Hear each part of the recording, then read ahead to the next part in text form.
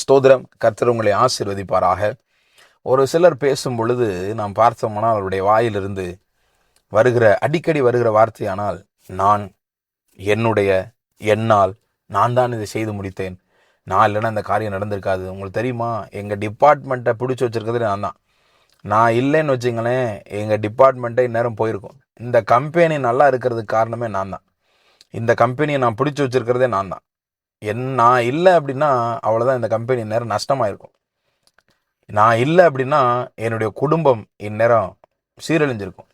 நான் இல்லைன்னா இந்நேரம் என்னுடைய குடும்பம் அழிந்து போயிருக்கும் அப்படின்னு சொல்லி, இப்போ இந்த இவர்கள் நல்லா இருக்காங்கன்னா அதுக்கு நான் தான் காரணம், அவங்க நல்லா இருக்காங்கன்னா அதுக்கு நான் தான் காரணம், நான் அதை செஞ்சேன், இதை சாதித்தேன், இதை சாதித்தேன் என்று சொல்லி பெருமை பாராட்டுகிறவர்களை எத்தனையோ பேர் பார்த்துருப்போம்.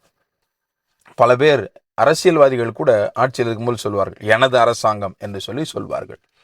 இங்கே வேதம் சொல்லுகிறது, ஆதியாகமம் 30ஆம் அதிகாரம் 30வது வசனத்தில் நாம் பார்க்கும் பொழுது, அங்கே அதற்கு முன்னாடி தான் லாபான் சொல்றாரு யாக்கோபின் இடத்துல, கொஞ்ச நாள் என் கூட இரு, உன் நிமித்தமாக தான் நான் ஆசீர்வதிக்கப்பட்டிருக்கேன்னு நான் அறிந்து கொண்டேன் அப்படின்னு சொன்ன உடனே யாக்கோபு பயன்படுத்துகிற வார்த்தையை பாருங்களேன். அவர் சொல்றார், நான் வந்த பின் கர்த்தர் உம்மை ஆசீர்வதித்ததினால் இது மிகவும் பெருகிற்று.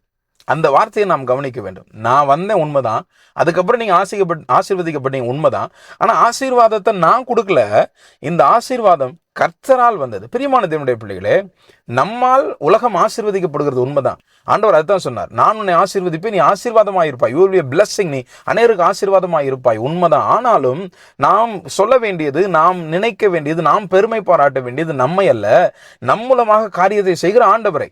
இது என்னால் நடந்தது அல்ல, என்னை கொண்டு ஆண்டவர் செய்திருக்கிறார். அப்ப ஆண்டவருக்கு மகிமை செலுத்த, நான் செஞ்சு முடிச்சேன் அல்ல, என்னை கொண்டு ஆண்டவர் செய்தார், நான் ஆண்டவருடைய பலத்தினால் செய்தேன் என்பதை நாம் எப்பொழுதும் சொல்கிறவர்களாக இருக்க வேண்டும். நான் என்பது அல்ல, அவரால் என்று சொல்ல வேண்டும். ஆமென்.